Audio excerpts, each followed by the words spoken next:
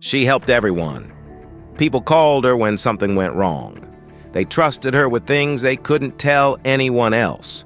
They described her as reliable, kind, present, and it was all true. But one day in therapy, she said something very simple.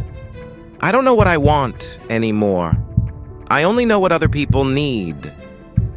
There was no drama in her life, no conflict, no betrayal, no visible trauma, just something much quieter, as she had adapted for so long that she had slowly disappeared from her own life.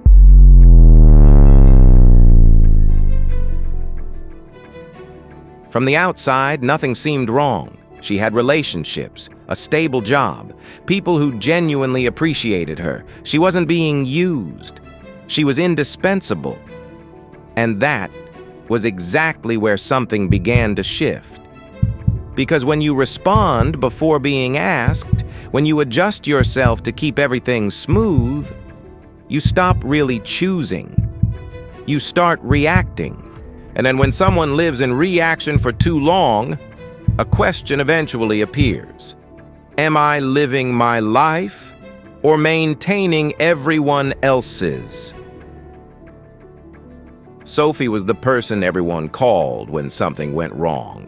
Not because she had to be, but because she was reliable in a way that made people feel safe.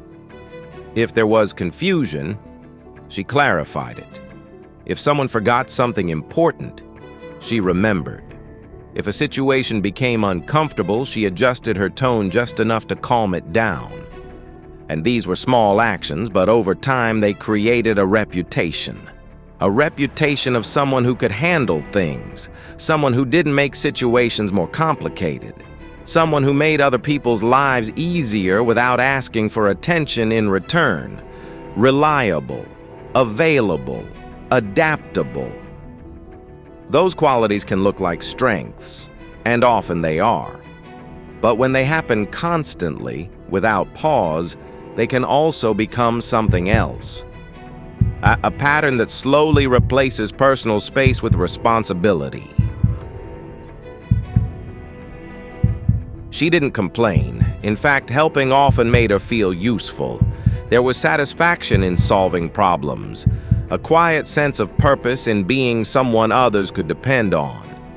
And for a long time, that feeling was enough. It even felt rewarding, because appreciation can feel like connection. Gratitude can feel like belonging. And when people express both regularly, it becomes easy to keep giving more. But recently, something had started to change. Not suddenly, more like a subtle shift she couldn't quite explain. After helping someone, there was a small pause. A moment where the conversation ended, where the problem was solved, where everything looked fine. And in that brief space, she noticed something unusual, a feeling she hadn't paid attention to before. Not sadness, not frustration, just a slight emptiness. Almost like she had stepped out of the interaction and realized she wasn't fully present inside it. She felt present in every relationship, except her own life. That realization can be difficult to explain, because from the outside, her life was full of interaction, full of people, full of conversations and responsibilities. But internally, she began noticing something different. She was reacting more than choosing, responding more than initiating, adapting more than deciding. And once she noticed that pattern, it became harder to ignore. Because the more she looked at it, the clearer it became that many of her decisions were not really decisions at all. They were adjustments, subtle shifts made to keep relationships comfortable, to keep situations smooth, to keep everyone satisfied. And over time, that constant adjustment had slowly pushed something important into the background. Her own preferences, her own pace, her own voice in the moment, and white. I asked what happened when she tried to say no. The question sounded simple. Most people assume saying no is just a matter of decision. You either agree or you don't. But for some people, the moment before that decision carries much more weight. And for Sophie, the answer arrived quickly. She laughed. I don't really do that. Not in a defensive way, more like someone acknowledging a habit they had never seriously questioned.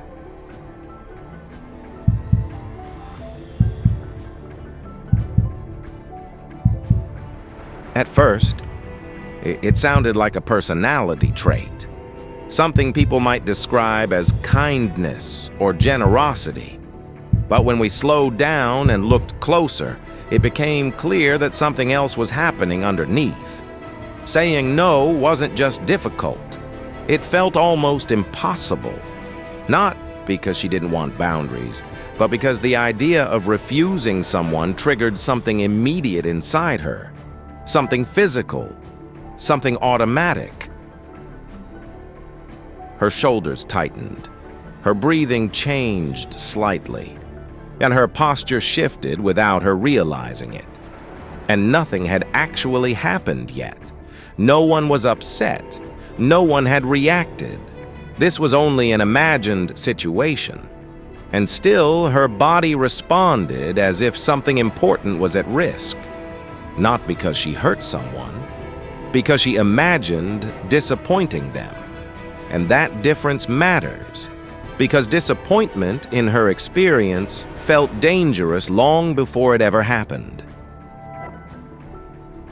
That's how patterns like this often work. The nervous system learns to predict disconnection before it occurs. It learns to avoid tension before anyone even expresses it. So instead of waiting to see what happens, a person adapts early. They agree quickly. They adjust their response. They smooth things over before conflict has a chance to appear. And over time, this anticipation becomes automatic. So automatic that it starts to feel like personality rather than adaptation. But underneath it, something very human is happening. A quiet attempt to stay connected, even if it means slowly disappearing in the process.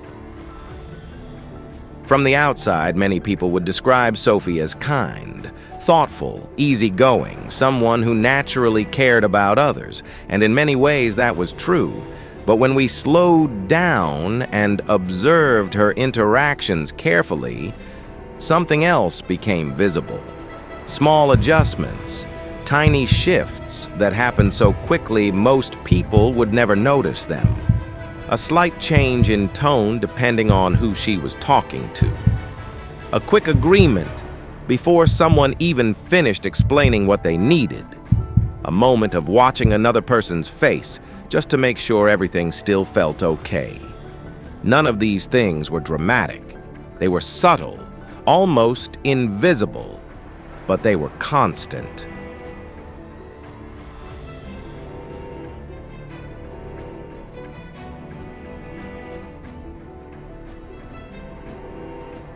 People often call this kindness, and sometimes it is. But psychologically, it can also become something deeper.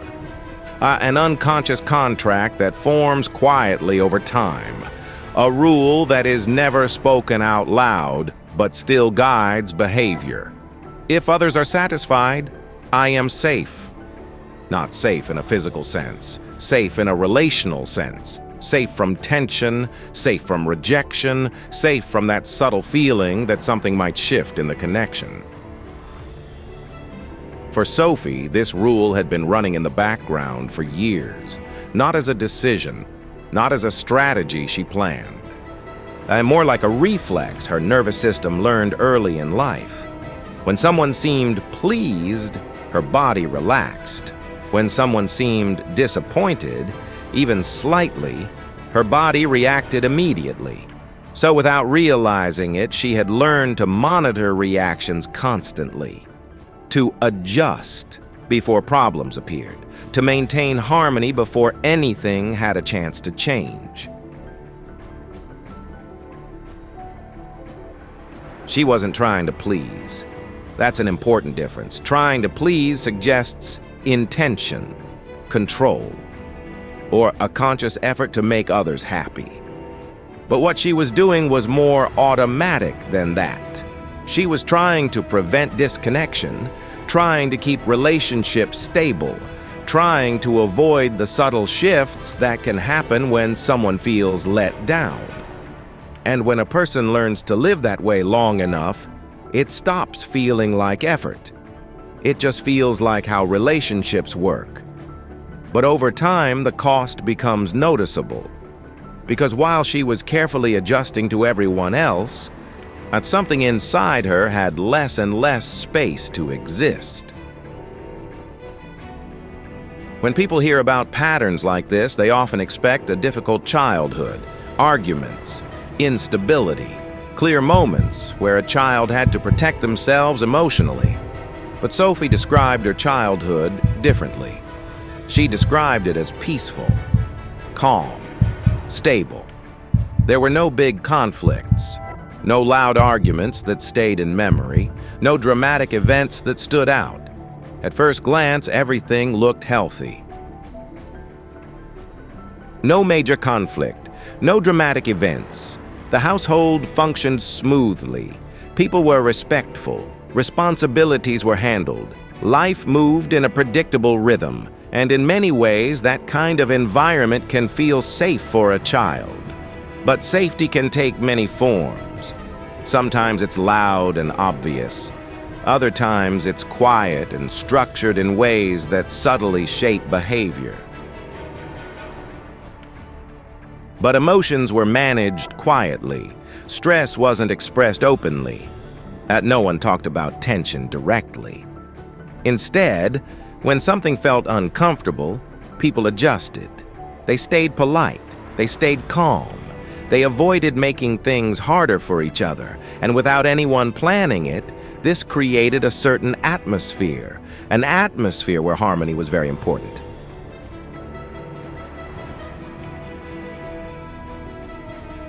White stress wasn't expressed. It was absorbed, handled internally, managed through behavior rather than conversation. And children are very sensitive to environments like that. Even when no one explains the rules out loud, they notice what keeps things smooth, what keeps people comfortable, what prevents disruption. Over time, Sophie became very good at noticing those patterns. Not because someone taught her directly, but because she was paying attention. She became skilled at sensing what kept harmony, a small change in someone's tone, a subtle shift in mood, and the kind of signals many people overlook. For her, they became important information that helped her understand how to respond, how to adjust, how to keep the environment calm. White not asked to, not instructed, just learned. That's how many adaptations develop, quietly, without anyone realizing they are happening, without a clear moment where a child decides to take on that role. Instead, it grows naturally from paying attention, from wanting things to stay okay, and from noticing that certain responses make situations easier. There was no pressure in the obvious sense. No one told her she had to keep everyone happy, but over time, she realized something important. When she adjusted, things stayed smooth. When she was agreeable, people relaxed. When she anticipated needs, tension rarely appeared. So she kept doing it. And slowly, this ability became part of her identity, something others admired, something they relied on.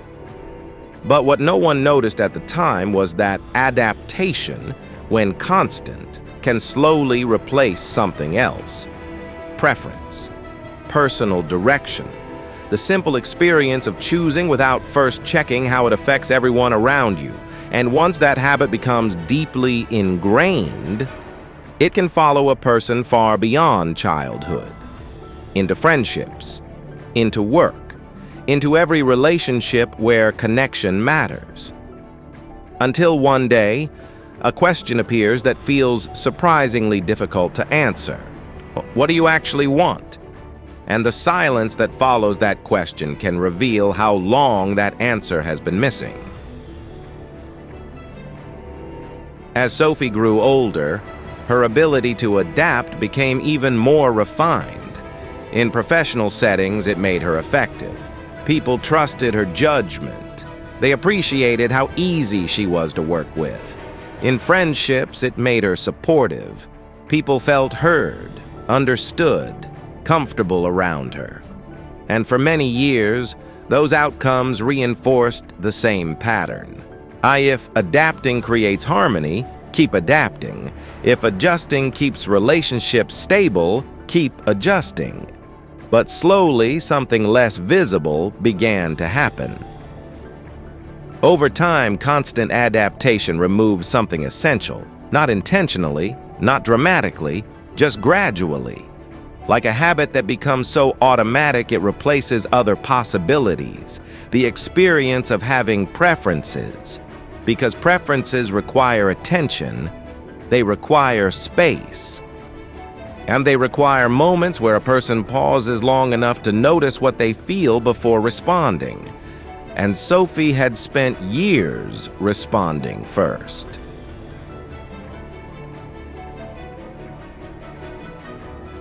You cannot know what you want if your attention is always directed toward others. When someone asks a question like, "Where would you like to go? What do you feel like doing? What sounds good to you?" Most people search internally for the answer. But for Sophie, the search often started somewhere else.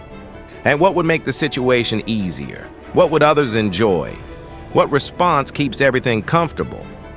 And after answering those questions repeatedly over many years, her own preference became harder to hear. Not gone, just quieter. Her anxiety wasn't about saying no. That was only the surface. What she was really feeling was something deeper. It was about existing separately, about recognizing that her needs might not always match the people around her, about realizing that connection doesn't require constant alignment. And that realization can feel unsettling at first, because if you have spent years adapting to stay connected, the idea of standing apart even slightly can feel unfamiliar. Not wrong, just unfamiliar. White change didn't begin with a dramatic boundary. It didn't begin with saying no. For many people, that step can feel too sudden, too unfamiliar, too threatening to the relationships they care about. So instead, we started somewhere smaller. Something simple enough that it didn't feel like rejection. Delay. Just a few minutes. Not answering immediately, not adjusting instantly. Allowing a small space between a request and a response. For Sophie, that space felt enormous, because her habit had always been quick responsiveness. If someone asked something, she replied. If someone needed something, she adjusted. The pause we were introducing was new. And new things often feel uncomfortable before they feel natural.